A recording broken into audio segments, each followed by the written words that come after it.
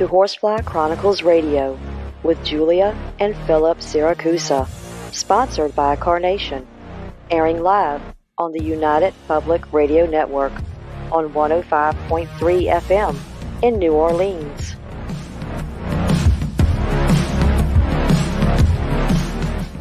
This show's entrance has been edited, produced, and directed by Gwen Clapper from Perfect Trust Productions, LLC. You can find us at perfecttrustproductions.com.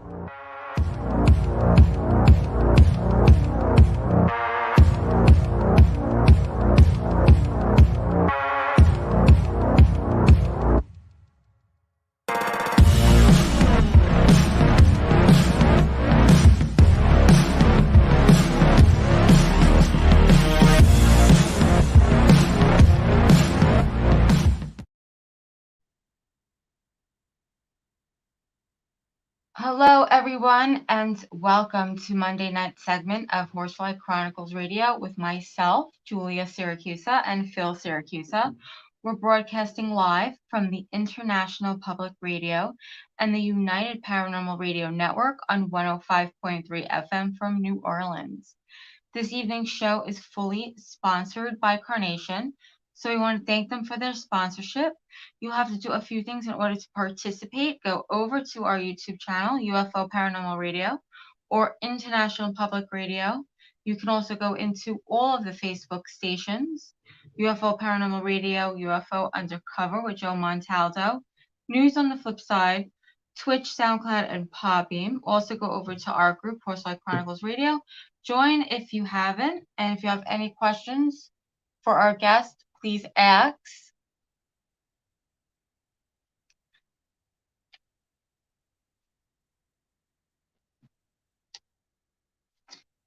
Guys, we have... So who's the guest tonight? Okay, guys, we have an amazing guest, two amazing guests tonight. So please welcome Dr. David Bettenhausen and Carla Bogni-Kidd. Dave and Carla have been close friends since 1998, feeling a deeper spiritual kinship for each other. Dave and Carla had spontaneous memories of 29 past lives together while meditating. Dr. Dave was a registered nurse for 10 years before returning to medical school. He's now retired from his private practice. Carla recently retired as his office manager.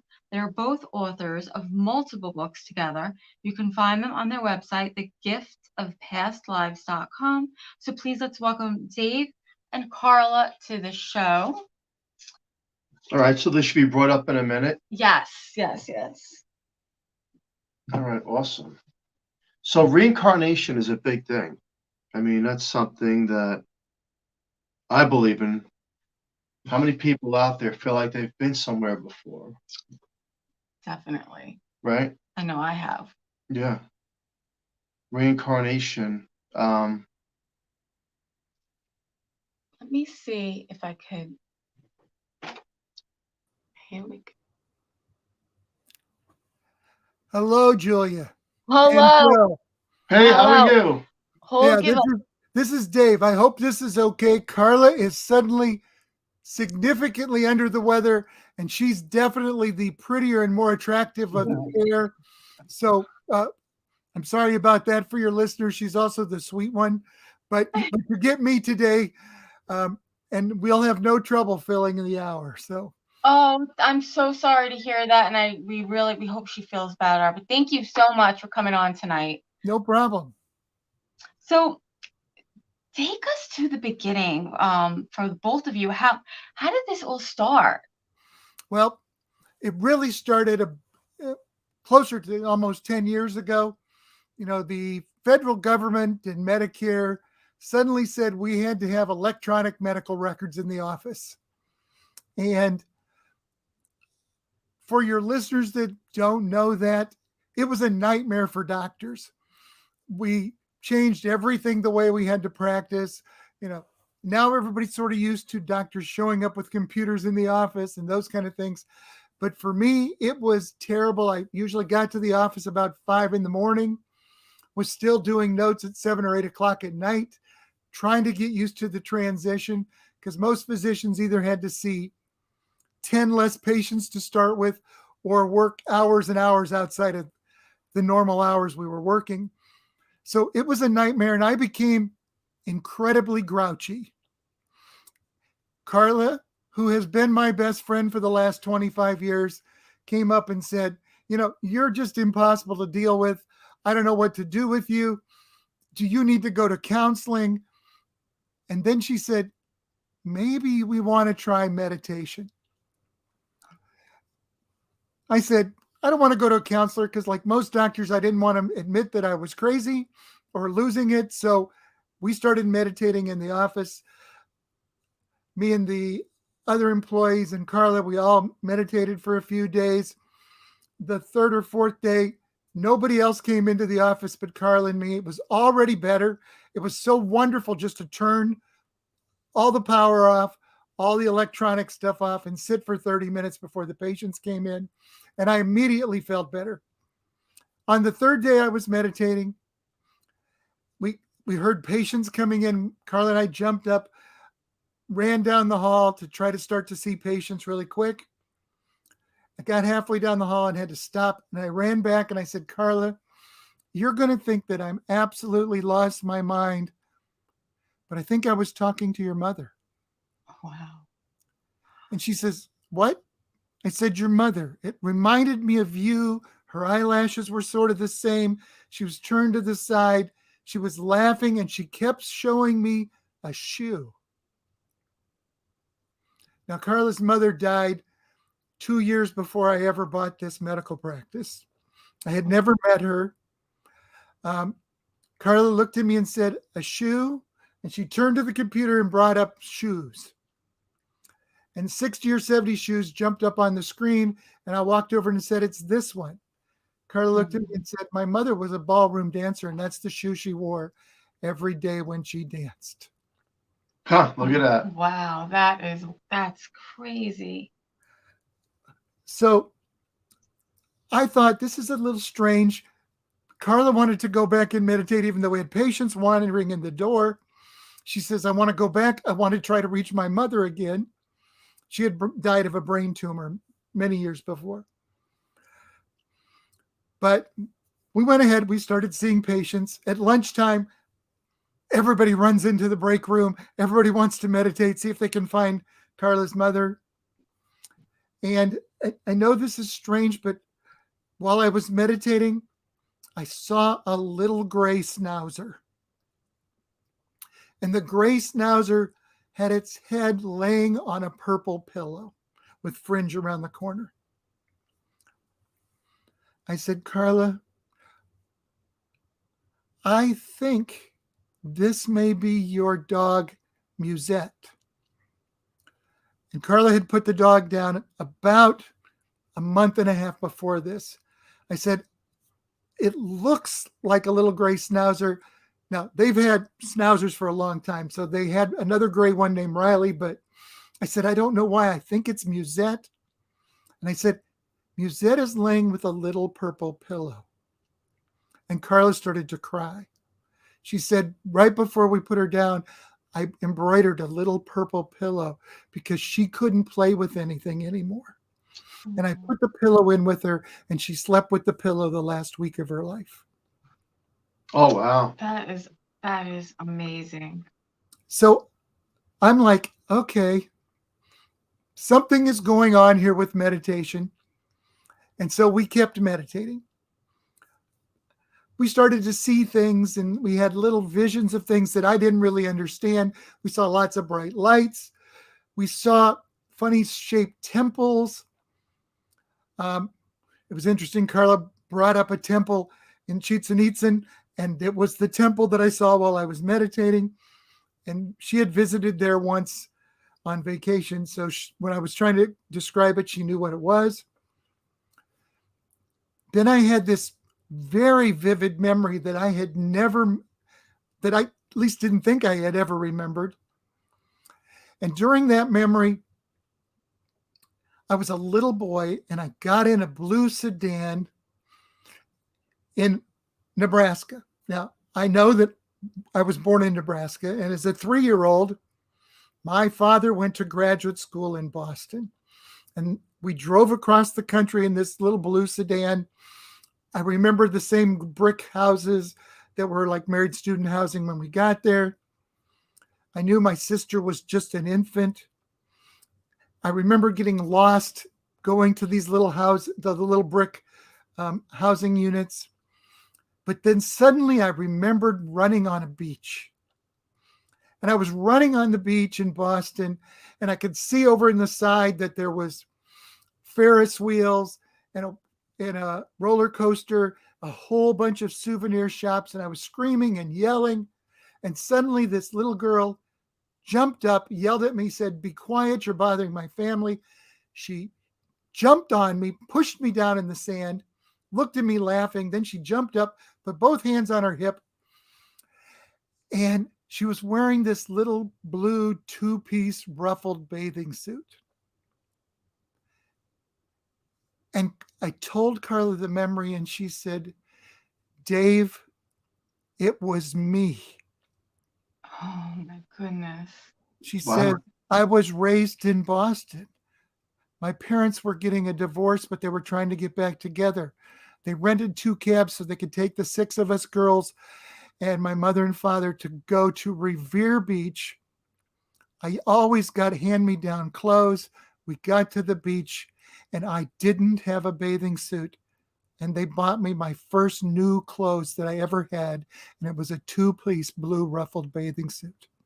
Wow. That is. That's a mind blower right there. I mean, And so we knew something was going on, because that was 1962, and I bought the practice in 1998, and we had never seen each other since. So we kept meditating, and again, we were just kind of writing everything down and journaling in a book, anything we saw or heard or anything. And then there came a day, and I was suddenly meditating. I was standing in a dark alley. And I'm standing in the dark alley, and I look across the alley, and there's Carla. Now I say Carla. I know it's Carla. I could feel it was Carla. She had the same steel blue eyes, 40 years younger than she is now. But her hair was slicked back, and she had a little gold band on her head and was wearing a fringed skirt. She looked just like a flapper. And as I looked over at her, there was suddenly 2 bright flashing lights. I heard 2 bangs. I realized I was hit in the chest, and I was shot, and I was thrown back on the ground, and I knew I was dying and bleeding to death. oh, I tell Carla this story, and she looks at me like, "We should have got you a counselor. You know, there's so many things going on here. We don't understand what's going on at all." I mean, at this time, like, yeah, like what were the thoughts that were going through your head? Well, I thought maybe I was crazy, but too many things were matched up. The very next day when I got to the office, I sat down, started to meditate. Carla came walking in, sat down, started to meditate with me. When I came out of meditation, I said, "Carla, I know part of the rest of the story from Okay. yesterday." I said, "It's like I went back to the day before that." And I was getting in a little car and driving to a wedding of a man named Angelo. And I arrived at Ashland Auditorium in Chicago. And I walked up the steps and sat down. And they were sitting people on the bride and groom side. And I knew Angelo had come to the bank that I worked at. And up front walked this little blonde dressed in a raspberry dress. And she started to sing the Ave Maria. And I was fascinated by her for 2 reasons. It was the same person I saw standing in the alley, and I knew it was Carla again. And I'm watching. And after the wedding ceremony of Angelo and his wife Lucille, I got up and went to the reception. And at the reception, I found her. She kept pushing me away, but finally agreed because I was so annoying to go to breakfast with me the next day. The next day, when I wake up, I get dressed and I go to Marino's. And at Marino's, I meet this woman. We take a walk along the Chicago coastline. And she tells me her name is Ruby Donaldson and that she was born in Bullock, Georgia, and that she moved to Chicago to become a singer and a dressmaker. Wow. And that she worked for this man named Angelo Genna. So Carla comes in and I start to tell her.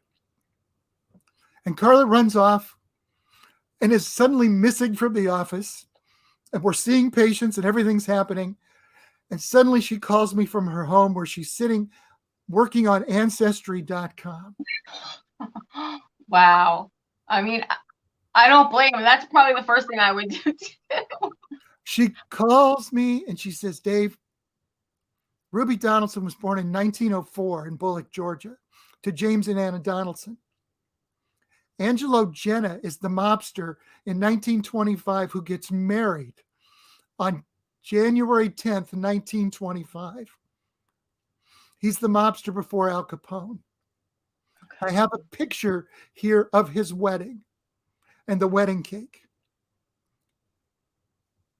Did you know any of these things before? I said, I've never heard of any of those people. I don't know anything about mobsters. I knew who Al Capone was, but I didn't know who Angelo Genna was. She says, your memory is true. Wow. This is an amazing story. Yeah, so that started us on a journey. We started researching reincarnation. We kept writing everything down. In just a few more days, I met another woman while meditating. And I'll say woman. She told me her name was Isabella. And Isabella said, Dave, I have been with you for 6,000 years. Wow. Since your first incarnation. With Isabella's help and with continued meditation, we soon found 42 past lives for me and 34 for Carla. Yeah. And we found each other in 29 of them. That's amazing. Now, in the 29 years, were you guys were together as husband and wife? No, that's a great question. No, multiple times we were romantically involved. Okay. However, we met as children in one life, and she moved away. We met, actually, as children in two lives. In one life, she was about 15 or 16 years older than I was and would read to me in school. That was in South Dakota before it was really South Dakota, because that's in the 1700s. I found her as my mother and my sister also. Wow. But I found her frequently as a love interest. And while we were doing this meditation, there was another day and I was sharing another memory from that. And as I started to share the memory, I was really in the middle of a conversation between Jonathan Wright and Ruby Donaldson. And suddenly Carla was finishing my sentences. Mm-hmm. And we were having a conversation between Ruby and JJ. And we felt an immediate attraction, emotionally bonded. And we both had other significant others. And we felt very, very, very uncomfortable. And so we both jumped up and ran out of the room and went to see patients, because it was like, okay, this was emotionally a hot discussion. And so it is a very strange thing. Now, I'm going to say what's other things that are really interesting is that we found over time is we've found, because we know 42 for me and 34 for her, we found all sorts of interesting patterns, including that we found many other people from this life in our past lives, or people from two past lives, but not in this life, where we saw people that we again recognized. And the more research we did, we found out that, of course, we return in groups or soul groups of the same people over and over again. So there are many people in this life that I found in past lives, including Carla's mother. Isabella says that, has tried to give us some lessons that indeed we follow through with soul family, and we really come through in two ways. We either come through to help each other as like a family mate, or we come as a karmic mate, someone to test each other. And the goal of all of this is that someday everyone would be a family mate and there would be no karmic mates. So that we would continue to grow, and then everyone would love each other and we'd all be on the same side, which is interesting because when we saw the patterns in our past life, we had one specific spot where we were Viking, landing on Scottish soil and fighting the Scottish.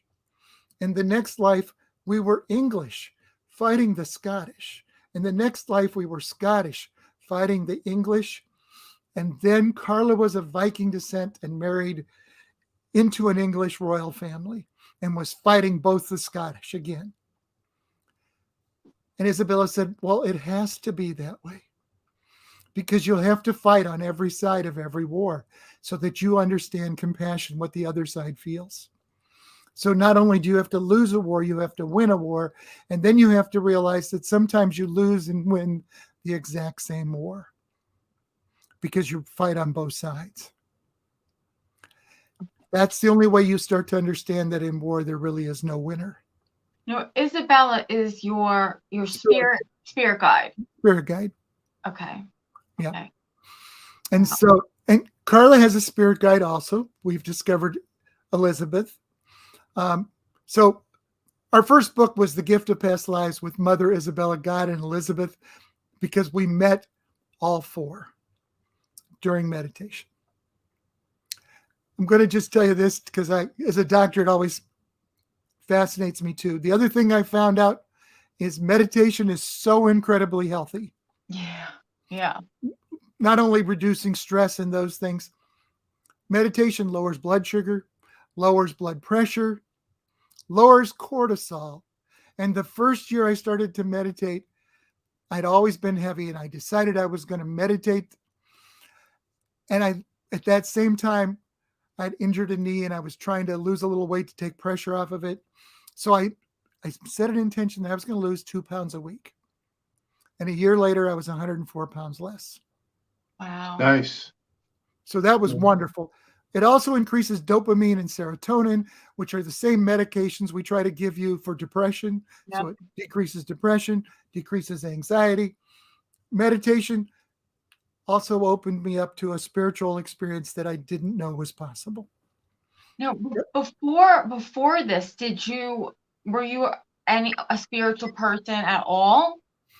I was raised Catholic. Carla was raised Catholic. That is really what I thought was the only way. Now I have since experienced this, and I've had Isabella talk to me, and I in no way want to discourage any Christian or any person from having their faith. But Isabella says reincarnation was always God's plan from the beginning. Mm-hmm. That it's the perfect justice and perfect mercy. No loving parent would ever send you to hell for making one mistake or one sin. Isabella had me look up the word in Leviticus, which is so strange. The word in Leviticus for sin is the word kata. It was actually written originally in Aramaic, and the word kata means failed to reach your goal. Through translation, it became failure to hit the mark. And then when it got into English, it became the word sin or transgression.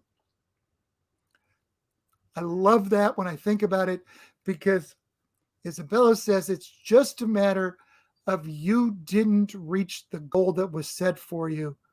Mm-hmm. And it's interesting because reincarnation is really something that 33% of the world's population believes in. 20% of Christians say they do. It's been a tenet of Judaism. It's a tenet of Hinduism, Buddhism. Almost all indigenous populations have some reincarnation beliefs. Some of it's in an ancestor, a return of ancestor worship pattern. But as you look at all those things, you realize that it follows a pattern where God gives you chance after chance after chance to get it right. And what Isabella says is follow the 5 simple rules and you can get off the wheel someday. And the 5 simple rules are: live a life without conceit, jealousy, selfishness, and unforgiveness.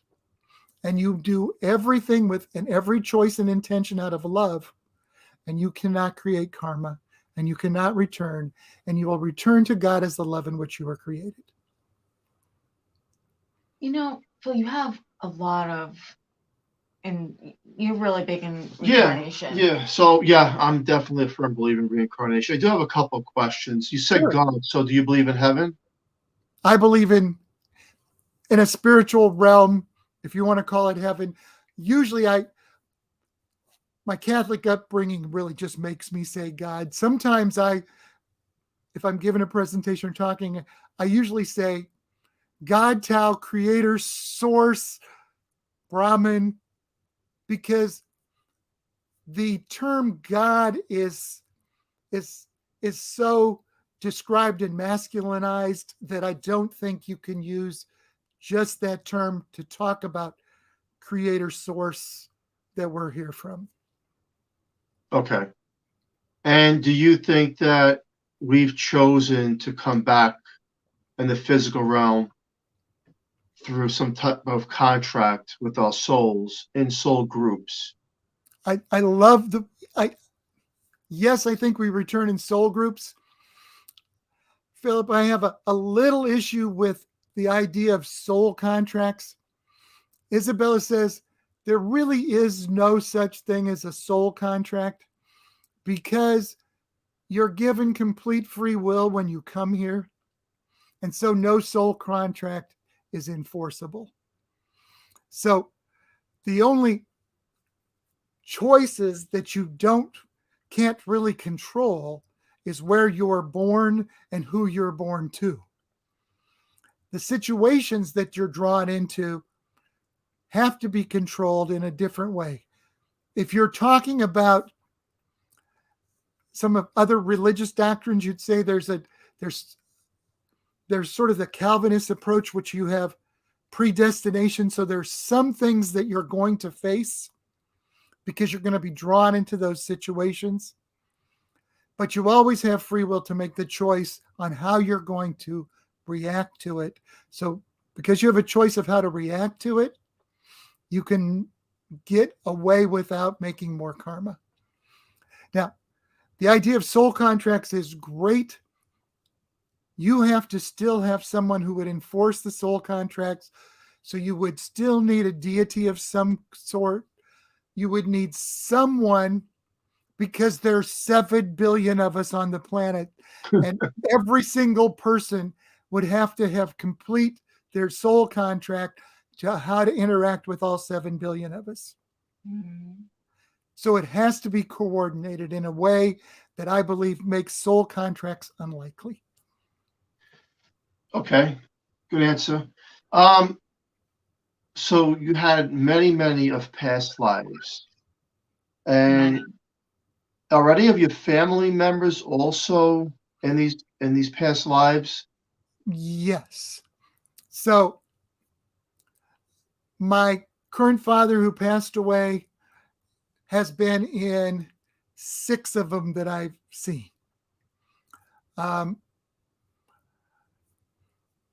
There's a man named Tom who's been in 16 of them as my brother, my father, my friend. A a couple times sort of an adversary. So, and Carla's been in 29 of them. I don't have anybody who's been in a life more than 29. And certainly, much like in this life, apparently it was almost impossible for Carla and I not to be drawn together. We met at 3 and then again at 38. And we're still best of friends and still involved with each other on a daily basis. No. So I think those things happen for a reason. Oh, Maybe most definitely. The both of you are married to other people, have significant others, correct? What do they think, and how are they? Okay, so I will say that I am currently divorced, so that's a different issue. Carla's husband is very supportive. Okay, great. Open to all of the discussions. In fact, since I work part-time as the vice president of medical affairs now, it gives me more free time. So Carla and I continue to write. So there are many evenings that I'm here.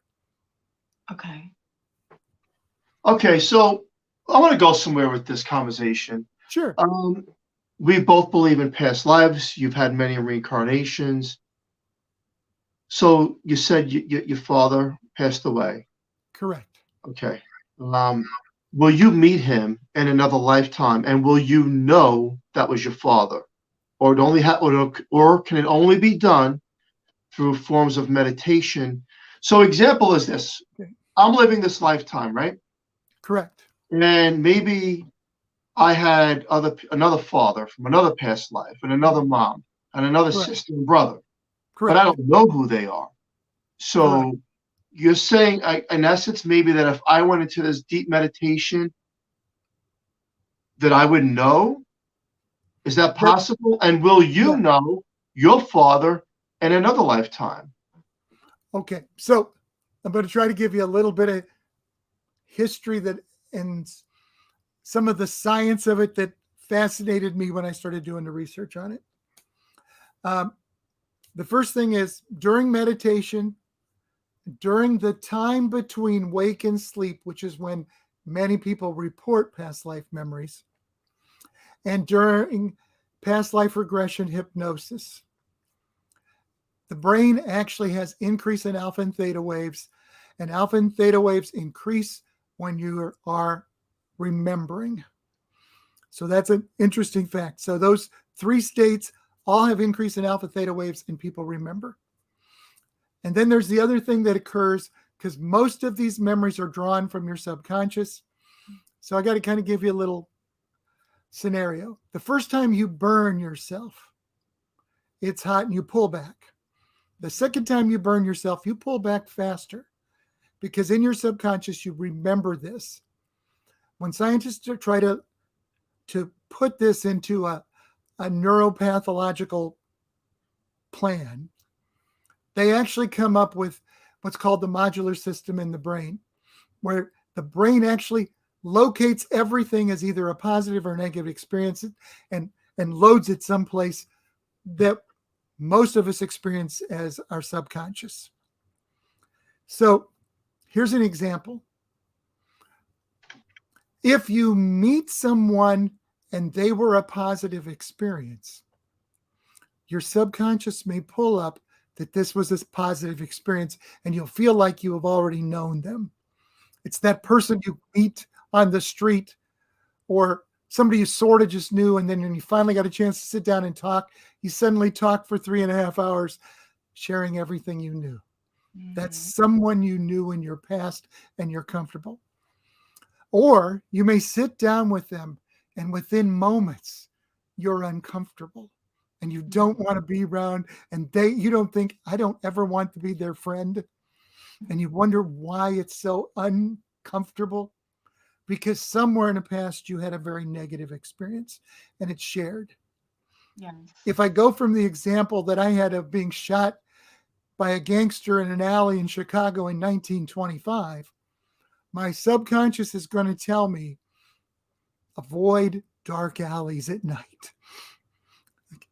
it's dangerous. Right. So there are some things about past lives that can be protective.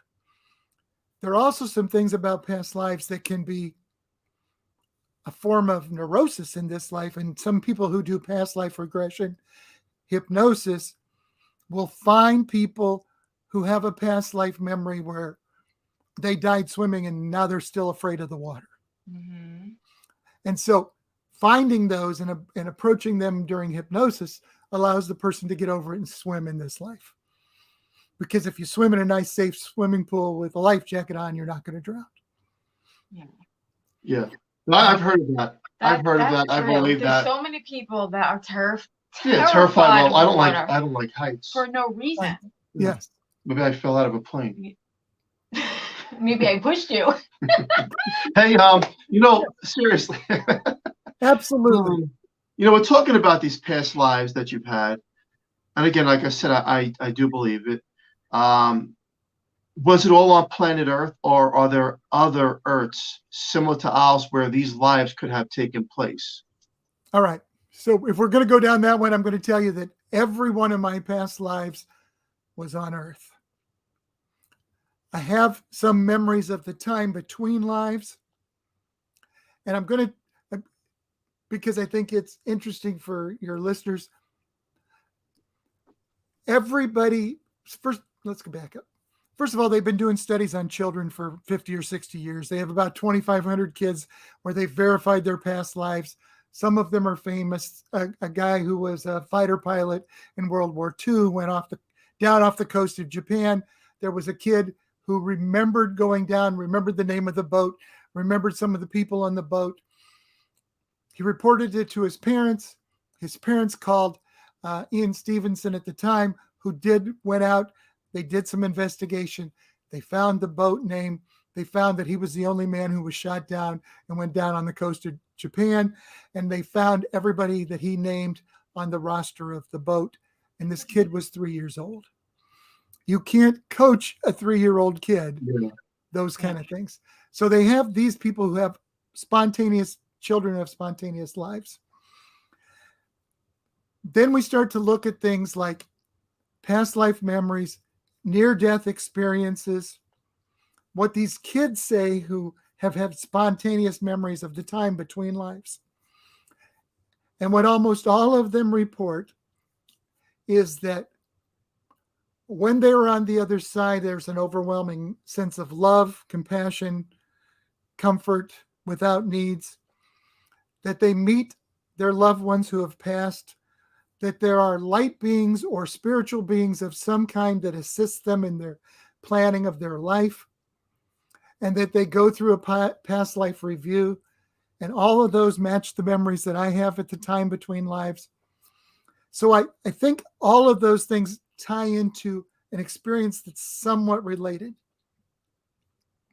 If you start reading about people who have other experiences, such as astral projection, they seem to be able to report something that is not physically present where they're present. I think some people that have alien abduction experiences, because most of them report that they have some sort of physical symptoms, but nobody sees them abducted, that those are all out-of-body spiritual experiences, that they're not actually abducted by a physical alien. And there's a couple other things that are important here. We don't know if there's any life anywhere else. We do know that people who report being abducted frequently report the abductors as being strange, sort of humanoid in shape frequently. The pictures always have no eyes, no anything. It's because if you're having a spiritual out-of-body experience and it's not with an alien, it's probably with another spiritual being, a ghost, etc. None of your senses are normal on that side. Everything is telepathic. And so you don't really see, feel, hear, touch. You experience pictures. And you can only experience what you know. And so every alien appears somewhat humanoid. Why that is so strange is in science, they have determined what's called the alpha constant. It's at approximately 1 over 137. It's all the fine tuning that occurs on planet Earth that makes the oxygen percentage, the carbon percentage, the water percentage, the percentage of amino acids in a protein all reach the same here. And when they measure the alpha constant, as you go in one direction in the universe, it gets smaller. And if you measure the alpha constant, if you go the other direction in the universe, it gets larger. So even if there is an alien life somewhere away from Earth, it in no way looks human. It in no way is related to the same water, oxygen, nitrogen content that we have here. So it's a different kind of creature. Yep. And this may sound strange, but Isabella says reincarnation is very species specific. So if you're placed in a human, you should be human because your soul or consciousness knows how to interact with this kind of brain. And other brains do not interact the same way. Okay. Now, I know people who say they have had past life memories as being aliens. Most of the time they report incredible crystalloid type experiences, strange lights, lots of bright lights, shining lights, globes, and etc. And that's the same spiritual experience I have that the spiritual world or heaven looks like. Okay. So I have a question. What lessons have you both learned during this whole process? Okay. So the first one, I'm going to say we're going to jump back into the little religious thing a little bit. We're given free will because without free will, you can't love, because love that is coerced or forced is not love. So it would be impossible to love a deity if you did not have free will. Okay. And so you can also not love and fear at the same time.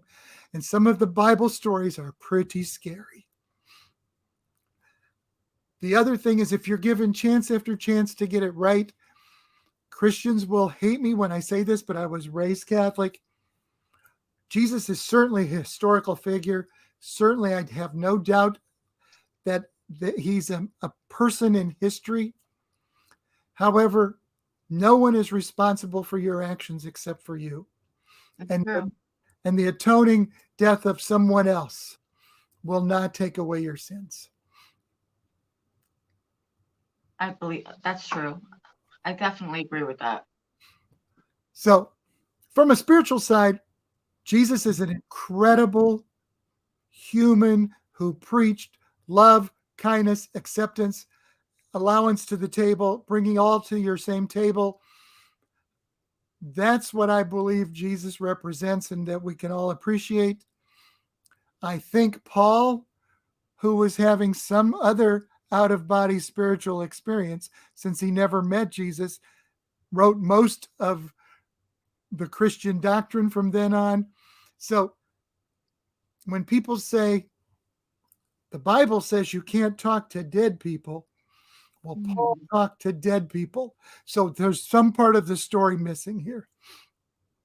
Yeah, I would definitely agree. Hey, I got it. As time is going quick, I have a couple of questions I want to get in there. Do you remember your name in past lives? Good question. Do I ever get a name in my past lives? No, do you remember? Were you a John? Were you an Anthony? Were you a Tony? Were you a Fred? So, do you know the names? Yes, I know the names of all 42 of my past lives. Wow. What was some of them? Okay. I got to tell you this story because I think it's really excellent. Our very first life 6,000 years ago, my name was David and Carla's name was Ariella. Oh. We were born just outside or close to the Mount of Olives. Went back did the research. There was a civilization there about 6,000 to 7,000 years ago where they found the remains. Also did and looked back at old biblical Hebrew. And of course, David is still translated as David. And what we found is Ariella translates into Italian as Carlos, which is Carla, which is very interesting. I've been David 4 times. I've been John 2 or 3 times. I have been a Robert twice, and also Rodebert, which is an Old English form of Robert that we found. I have had the name Gregorius and actually lived on the island of Lesbos off of Greece, about 600 BC. So multiple times Carla and I have found each other. Now, I was also Samuel, and her name was Julia in Chicago, not in Chicago, in South Dakota Territory. And I do have another Samuel life, and she has a Julia life 3 other times. Wow. Okay. So I think it's interesting. That is interesting. I have a question for you. Sure. Can you've had all these past lives. Today, can you go to any of your grave sites and say that was me? Wow. Okay. So the answer to that is yes. I've gone to 2 of them. Really? Yes. How did you feel? Like, what were the feelings that you had? So, again,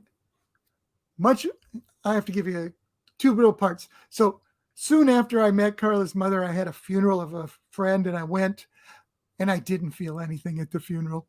And I thought for sure I was going to feel something.